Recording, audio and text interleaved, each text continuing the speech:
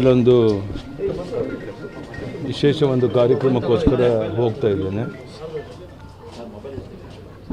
ಬಹುಶಃ ಏನು ನೀವು ಪ್ರಶ್ನೆ ಕೇಳಬೇಕು ಅಂತೀರ ಬಸನಗೌಡ ಪಾಟೀಲ್ ಯತ್ನಾಳ್ ಉಳಿದ ವಿಷಯಗಳ ಬಗ್ಗೆ ಎಲ್ಲವೂ ಸಹ ಸುಸೂತ್ರವಾಗಿ ಬಗೆಹರಿಯುತ್ತೆ ಅನ್ನೋ ವಿಶ್ವಾಸ ನನಗಿದೆ.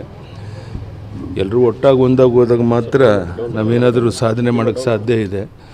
ಪರಸ್ಪರ ಕಚ್ಚಾಡೋದ್ರಿಂದ ಅವ್ರಿಗೆ ಆಗಲಿ ನಮಗೆ ಆಗಲಿ ಲಾಭ ಆಗೋದಿಲ್ಲ.